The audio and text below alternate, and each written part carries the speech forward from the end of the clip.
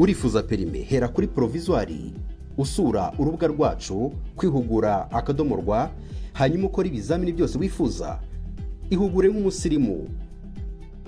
Twongere tuguhe ikaze mukunzi wacu hano ku rubuga rwa Today TV tukugezaho amakuru agiye atandukanye abera hano mu gihugu cy'u Rwanda ndetse no hanze y'u Rwanda. Namakuru arimo kuvugwa cyane muri kano kanya, ariko mbere yuko tuyakugezaho reka tugusabe uri basi gato ya video urimo kureba urabona akajambo subscribe gakandeho, utegerezwa gatoya urabona akamenyetso kameze nk'inzogera nako gakandeho kugira ngo ujye dukurikira umunsi ku wundi. Uyu munsi turi kuwa gatandatu. Namakuru yasohotse yanavuzwe cyane ku mbuga nkoranyambaga zigiye zitandukanye n'ibinyamakuru byinshi byo mu Rwanda byabivuzeho. Abantu batanze ibitekerezo bigiye bitandukanye, ariko mbere yuko tubikugezaho reka tugende gushimira wowe mu diaspora, wowe uri mushi zitandukanye z'isi wumva ururimi rw'ikinyarwanda, wowe udukurikira umunsi ku wundi, wowe sharing inkuru zacu, wowe wakoze subscribe, wowe utanga igitekerezo cyawe, ibyo wifuza ko tugenda duhindura.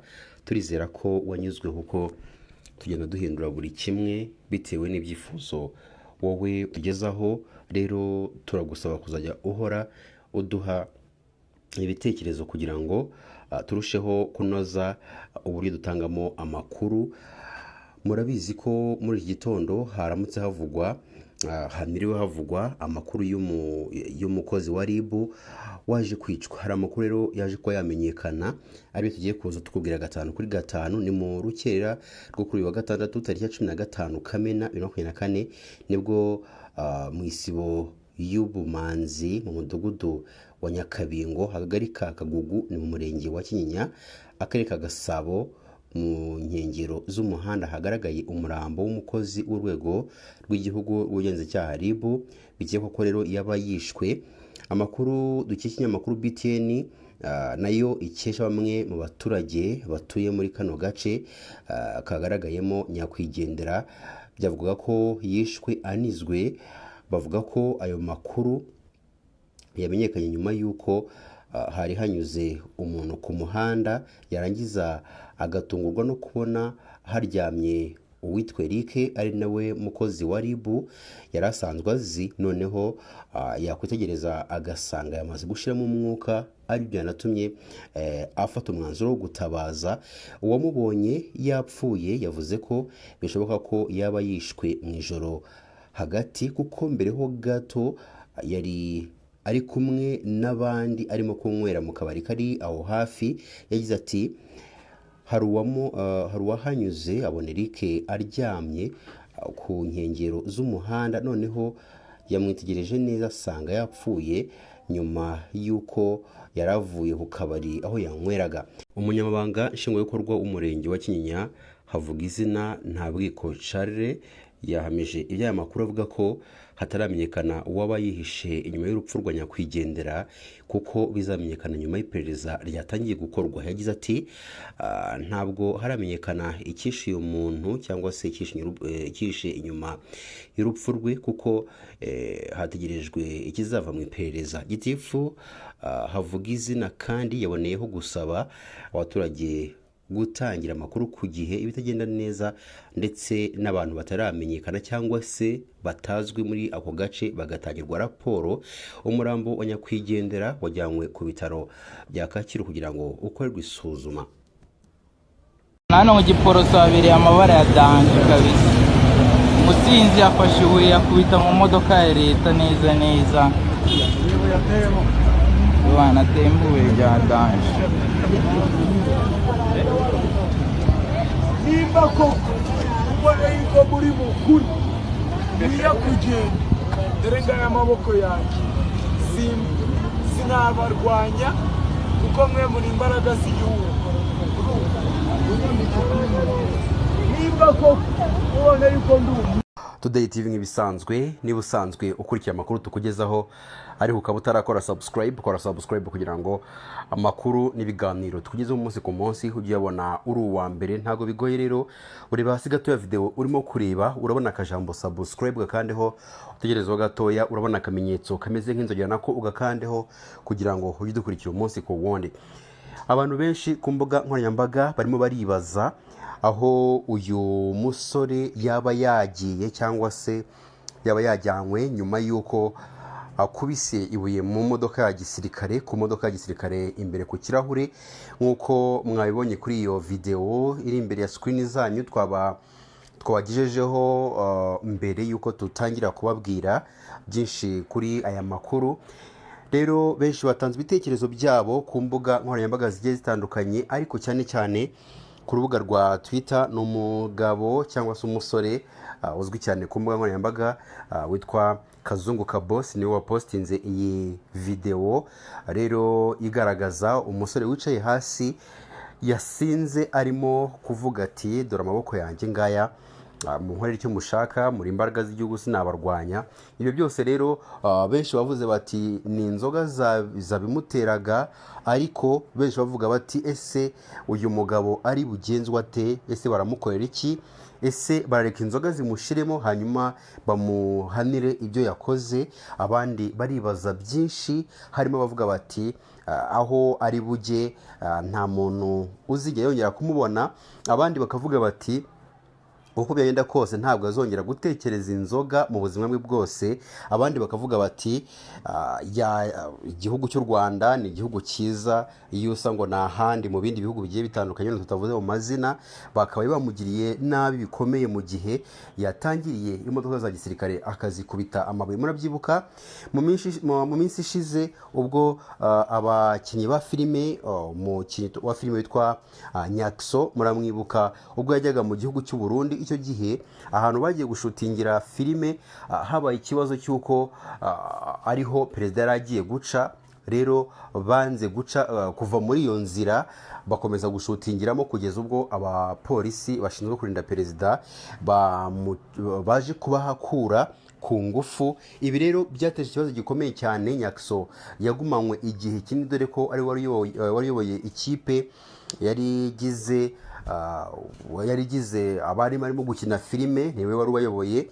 Murabizi neza ko n'ubundi filime zikinwa na Nyakso akenshi ziba ziyobowe nawe. Rero murabyibuha ukuntu byagenze, bahita bavuga bati kuba nta kintu na kimwe bangije, none hano mu gihugu cy'u Rwanda umuntu yakubise ibuye mu buryo bumeze kuriya mu kirahure cy'imodoka, noneho bagendaga, urabyumvira iyo kiramuka giciyemo ukuntu byari bugende. Umusirikare wari uyitwaye wari uri imbere, ukuntu byari bugende mwese muri murabyumva, muri abantu bakuru. Rero abantu barimo bibaza bati byari bugende gute cyangwa se byagenze bite nyuma y'uko uyu mugabo afashwe. Ikintu twabasezeranya ni uko tugiye kubakurikiranira tukabamenyera byinshi ku makuru arimo kugenda avugwa, cyangwa se uko bari bugende batanga amakuru y'aho uyu musore yahise ajyanwa nyuma y'uko kubita ibuye ku modoka ya gisirikare. nk'uko mubibona, nk'uko wavugaga muri iyi video bati yakubise ibuye ku modoka ya leta. Niko rero byagenze, uyu musore bikekwa ko yari yasinze. Reka tukugezeho bimwe mu bigwi abayobozi bashyizweho kuri uyu munsi tariki ya 14. Murabizi neza ko aribwo inama y'abaminisitiri iteranira muri village Urugwiro, iyobowe na nyakubahwa perezida wa Repubulika Paul Kagame. Rero yaje kuba yashyiraho abayobozi bagiye batandukanye, abo mu mujyi wa Kigali, peteroli, mine na gaze. Abo bose rero tugiye kubabwira mu by'ukuri ese ni bantu ki. Today TV yakusanyije amateka n'ubumenyi bya bamwe mu bahawe kuyobora inzego zitandukanye muri leta y'u Rwanda. Duhereye kuri uyu nguyu Tapelo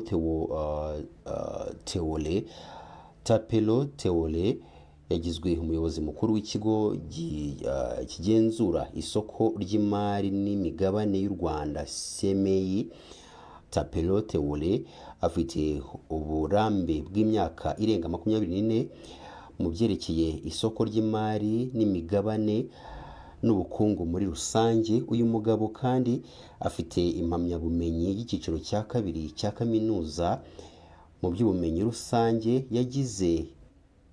Yanize iby'ubukungu muri kaminuza ya Botswana, naho impamyabumenyi y'icyiciro cya gatatu cya kaminuza mu bucuruzi mu bijyanye n'isoko ry'imari yayikuye muri kaminuza ya Rhodes muri Afurika y'Epfo, n'indi y'icyo cyiciro y'ibijyanye n'ubushabitsi yakuye muri kaminuza ya Cape Town nanone muri Afurika y'Epfo. Uyu mugabo yari amaze imyaka 8 ari umuyobozi mukuru w'isoko ry'imari n'imigabane rya Botswana, ndetse yakoze muri imwe mu myaka mu myanya ikomeye muri banki nkuru ya Botswana.